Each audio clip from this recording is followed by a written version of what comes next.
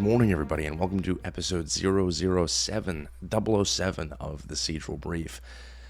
No episode yesterday because I was a busy man. Didn't have the time to record and / get the news together and formulate it into a presentable episode. So we took yesterday off. That's okay. Today is Wednesday, June 17th. It's episode 007.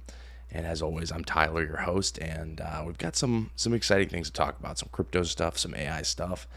The news, it's always good lately. It rarely is it great, but it's always good. Every once in a while, there's some big talking points, like last week, Anthropic shutting down Fable 5, and there's typically some great crypto stuff every once in a while, but I mean, we definitely have it good, you know? It's like every couple of days, Saylor will buy 1,000 Bitcoin, Tom Lee will buy 1 million Ethereum, however much, and it's like a new model gets released in AI. So we have it good. I wouldn't say nothing's blowing my hair back, knocking my socks off, but still definitely some good news in these spaces. So right off the rip, Bitcoin is currently trading at 64,791. It's down 2.5% from yesterday. Ethereum is trading at $1,762, down 2.3% from yesterday, and Solana is trading at $72.05, down 3.5% from yesterday. And sticking with crypto prices, the decentralized AI space is the most exciting space in crypto right now, and it's pretty unique. It's pretty cool. Yesterday, again, I'll make reference to one of my favorite podcasts, The Wolf of All Streets. I was on a run and I had it on, as I so often do, just listening. And they actually had a chunk of the podcast where they talked about decentralized AI, Venice in particular, the power that it brings, what it is, the power of privacy. And they, like so many others, did the job of linking the significance of privacy around all things privacy with money. And they referenced a token or a coin like Zcash. And now with Venice, privacy around inference. And privacy is becoming increasingly more and more important as time goes on. And one of the individuals on the podcast made a pretty interesting point. He likened, and this is a bit of a stretch, it's a bit of hyperbole, and even he acknowledged it, but he likened last Friday's government involvement with Anthropic's Fable 5 as akin to the '08 financial crisis for Bitcoin. So government restricting Fable 5 is to Venice and private inference as the '08 crisis was to Satoshi Nakamoto and Bitcoin. And I can kind of see that, to be honest with you. I mean, retail and individuals, they don't know what they don't know, and nobody's thinking about privacy right now. One project I'm currently working on is with a company that is doing a significant amount with Claude. I would say they're actually doing as much as they possibly can while working in the confines of a Claude plan, an enterprise Claude plan. It's impressive. Most companies are tiptoeing through the AI adoption, AI implementation throughout the company, and this one in particular is doing a really good job of sort of just taking a nosedive in. But anyways, what they're trying to accomplish is significant. And the individual I was speaking to, I brought up privacy, and I said, hey, like, this is what you have to start thinking about with privacy, not just with Claude, but what you're trying to ask it to do. Like, if you are giving it confidential information and then it's performing web searches, there is going to be little bits and pieces of data that gets out there. You know, it's not airtight. And of course, Anthropic claims they're not training Claude on your prompts in an enterprise plan. You know, you can leave that up to your own personal beliefs. I don't know if I believe it. Who knows, right, with these guys. But it's just interesting because these are users who, they're just not thinking about privacy, you know. And I mean, this is a legit entity, this particular company.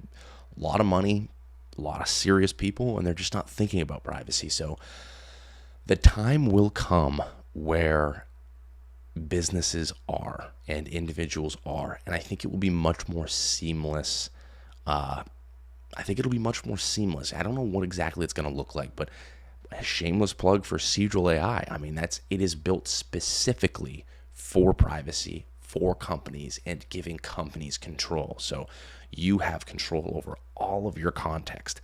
Whatever you want saved by Cedral, whatever you want Cedral to know about you, you control. And then with one click of the button, it's gone. And then, of course, there's incognito mode, which is for frontier inference.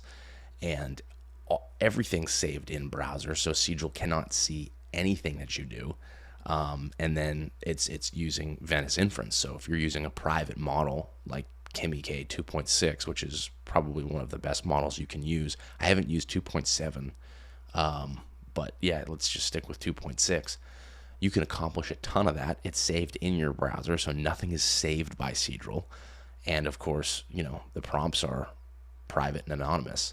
And then, of course, vault mode is fully end-to-end encrypted, practically invisible. So more companies will try to build on this privacy layer as people start to realize how important it is, and more mainstream podcasts, like I said, are starting to talk about it more. Of course, the token is pumping, up, down a little bit, but I mean, it's trading at $16 right now when it was $1 and some change a couple of months ago. So this is all good. Decentralized AI is huge. It is going to have a massive place in the future, in my opinion. Not financial advice, but that's a good place to look. And in some exciting Brian Armstrong Coinbase news, Coinbase pushes toward an everything exchange with AI and tokenized markets. CoinDesk reported that Coinbase announced products spanning stocks, ETFs, options, crypto derivatives, tokenized equities, prediction markets, Coinbase Advisor, and AI trading agents. The June 16th update positions Coinbase as a broader financial platform rather than only a crypto exchange. The boundary between brokerage, exchange, bank, and crypto platform is blurring. AI agents can trade within user-defined limits, add another layer of operational and regulatory complexity. This is insane stuff, man. I mean, this is like, I got to start plugging my agents into my Coinbase and maybe they can start making me some scratch. I mean, holy cow. Lord knows I can't do it, but this is so brilliant. I mean, this is just like, look, if you can't see what this means, like how this information is coming down the pipe to resemble a much greater transformation in financial markets, I can't help you. I mean, this isn't, so we have, think about all that's converging right now, okay? Obviously, crypto is becoming more and more and more mainstream. People are willing to accept it. Even people like your grandma are like, oh, Bitcoin, yeah. And while that's happening, AI is absolutely booming. booming. The thirst for compute is unquenchable and unsatiable. There's just an unsatiable appetite right now for compute and AI. That's happening. And then while that's happening, you have a company like Coinbase that's saying, okay, the machine agentic economy is coming. The machines and AI are going to use crypto. Let's allow our exchange to be the one-stop shop. And so think about this for an example, for a second. If the machine economy is going to be bigger than our own at a certain point, and those transactions are taking place on an exchange like Coinbase, think about the amount of fees that Coinbase will generate on those transactions, right? Think about the rails. Think about the fees that are associated with the rails. And you have an agent that comes in, works, cleans up after itself, and leaves in some sort of financial, transaction, whatever that might be. And Coinbase is a little toll, is taking little fees at tolls along the way. And the agent pays in crypto, and it means nothing, right? Think about the amount of money that's going to be. This is why a couple episodes ago, I said there was an individual on X who was speaking out against Coinbase, saying they're a useless company. And I said, that person is deranged. Because I think Coinbase is one of the best investments you can make, not financial advice. Do not bet against Brian Armstrong. And I mean, this is exciting. Like, you're watching it unfold. If you have enough foresight to see what's happening, you're watching something unfold that is really, really incredible. Yeah, and so Brian Armstrong, man, guy continues to impress. The bald-headed wonder. And then lastly, I will close up with some AI news. So I think it was yesterday, I saw a little news flash that Microsoft was contemplating, I don't think they officially decided to, use DeepSeek models in Copilot as a way to drastically decrease prices for individuals who are using like Copilot and accruing API costs. And I think there's a couple of thoughts I have about this. And obviously, for the most part, I think it's a signal of something bigger, open source adoption. I'm very blown away at their willingness to just say, let's go to open source. There was that's kind of a big deal, because Microsoft has been behind on the AI curve in their own way. And I think the first or second episode of the Cedral Brief, I talked about how they actually might be playing chess, long-term chess potentially. But they're definitely behind on the AI curve as far as Mag 7/Mag 8, I guess, stocks go. And I'm surprised they didn't try to really build something on their own first. I think they're kind of understanding like, hey, we're not going to be able to do that. If we just slap Microsoft in front of this model, people are probably just going to roll their eyes. We might as well go and get an established open source provider like DeepSeek. And so this is really interesting. So now people could be powering Copilot with DeepSeek. And DeepSeek's great. I just don't know. I don't know if this is any good, though. I think as a signal, it's awesome. My experience with DeepSeek is it is really capable at, doing basic, cool AI tasks. Like I had an OpenClaw instance and a Hermes instance actually at one point that was both powered by, the Claw was powered by DeepSeek 3.2 and the Hermes was V4 when it came out. And it was good. Long research was good. Synthesizing the research was good. Preparing him into semi-polished deliverables was good. But there was nothing that really made me think like, wow, holy cow, like I need to be using DeepSeek V4 Pro over, another frontier model. Like that was never a thought of mine. And so I'd be curious to see like how would DeepSeek do with RAG? Like if you were using it as an orchestrator, I guess, for lack of better words, on Copilot, and you asked it to do like deep RAG work. It's just interesting because I mean, there's just in my experience with Cedral AI, like using RAG in the database that I have, and when I'm not using a super capable model, like it just shows, it just stuff gets sloppy. And so I don't know. I mean, I think it's really cool. I think again, as a signal, it's really cool. I saw yesterday as well that people were saying, of course, China, I guess, had access to Fable 5. That was the rumor going around the water cooler yesterday, and people were like, "Oh, I can't wait for DeepSeek V5 to be Fable level," and I don't think that's going to happen. But I mean, right? So that's what people are anticipating, and there's a lot of people who are huge fans of DeepSeek, obviously, because it's so cheap and it does a phenomenal job. But this is interesting. Again, as Signal Enterprise, gigantic corp willing to say open source model, this might be the direction we have to pivot for cost purposes, because our users aren't going to just tally up a fortune of costs when, we can't afford that. Like Copilot's not the bleeding edge of AI to begin with. So to be using Copilot and racking up costs is kind of like a lose-lose. So I think that's really cool. I think it's, again, for the 10th time, really good as Signal. But yeah, it's not like I'm going to rush to use Copilot or anything like that, so I can use DeepSeek for the capabilities that Copilot provides.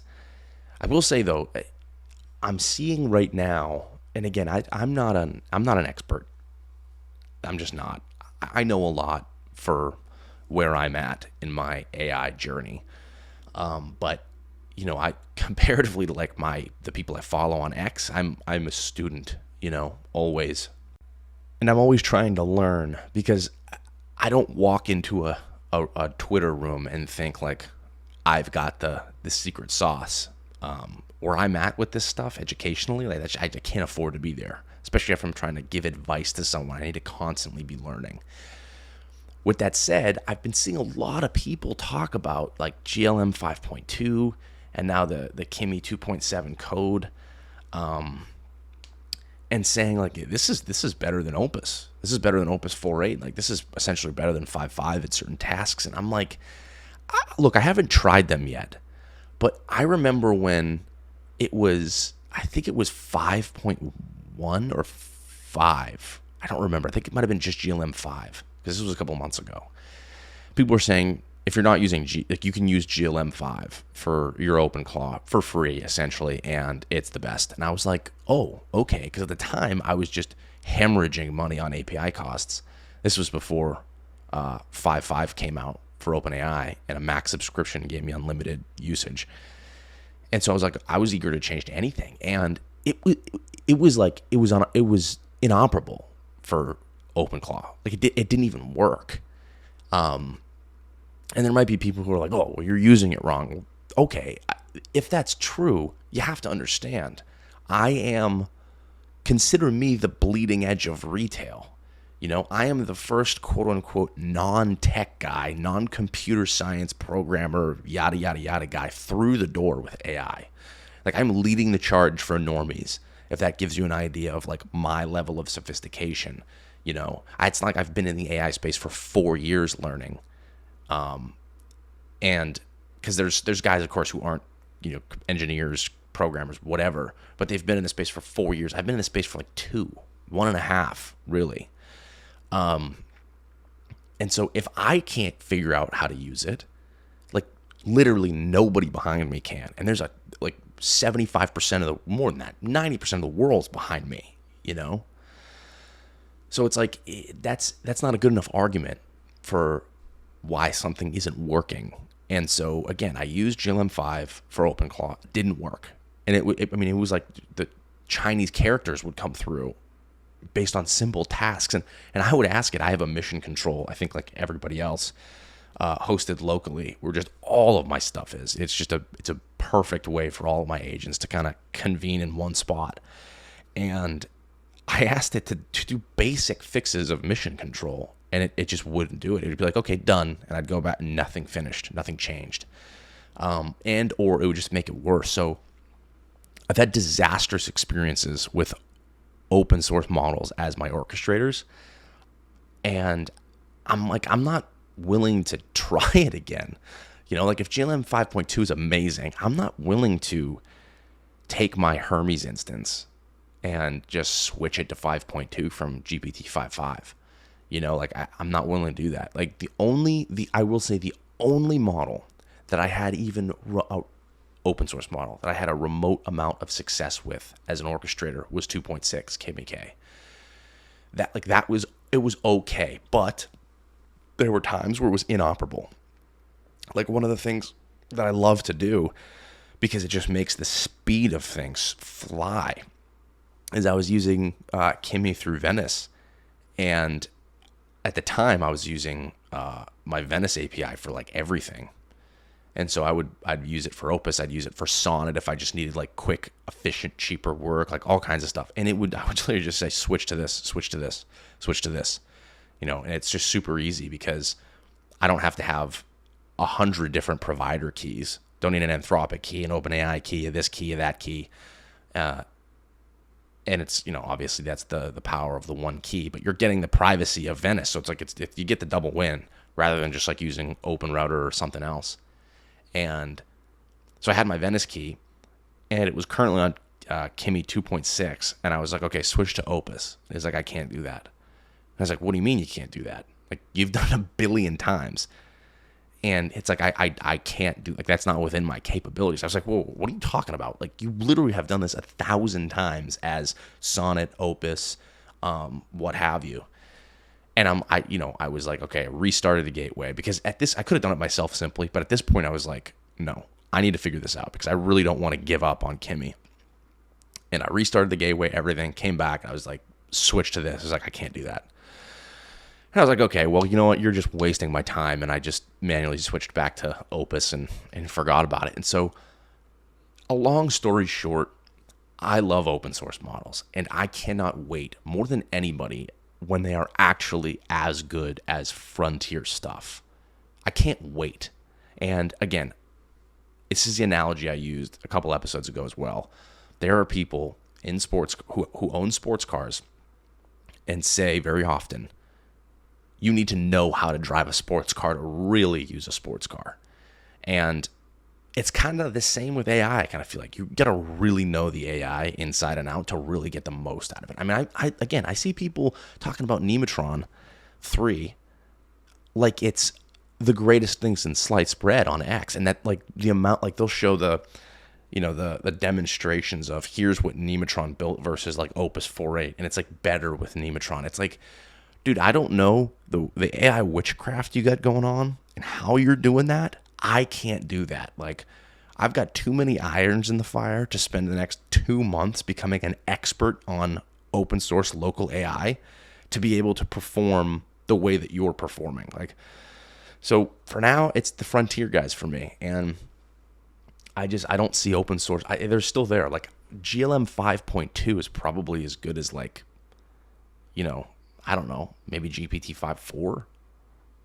But, like, I can't say it's as good as 5.5. And 5.6 is going to be out soon. And it's probably going to, if it lands, it's probably going to blow my hair back. So, anyways, I digress. I just think that people get a little bit too over the top on open source. You got to think and remember that retail tolerates no mistakes, guys. No mistakes. And that's just like, man, it's a shitty thing, but it's true. I had an individual who I made a Seedance 2.0 clip for. And Seedance is meant for motion picture, right? Like, it's not Einstein behind the keys. And there was a spelling error, which is absurd, right? I mean, come on. The word was foundation. It was spelled Foudation. And my buddy was like, yeah, this thing sucks. And I was like, well, no, it doesn't. It made a mistake, and it's an unacceptable mistake, but, like, it just created a pretty cool thing in seconds. You all know. And so retail has no patience for mistakes. And so I think that's just something to consider as, you're picking models.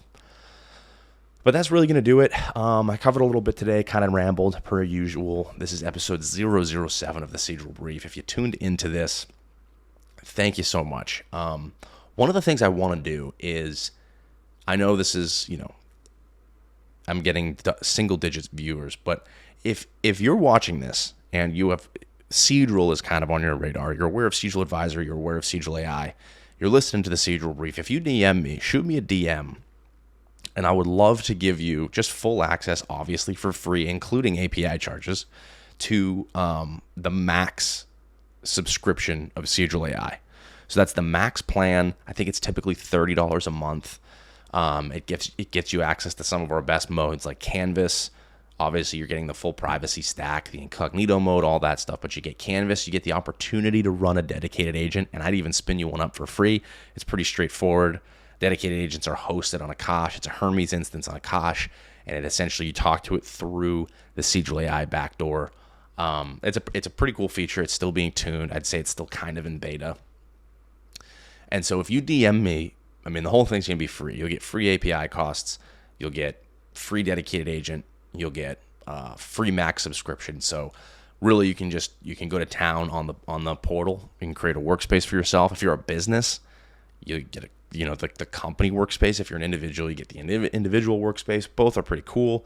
It's a great way for you to use AI in a different way, not just as a chatbot, but to really use it to replace your workflow. And of course, you get the added benefit of privacy because it's built on Venice API. So if you're watching this and you made it this far, I guess that's kind of a little bit of a perk. You get the free usage. Shoot me a DM. It's at TySargeX on Twitter /X. Shoot me a DM and I will get you hooked up. So thank you for listening, and Godspeed and have a great day.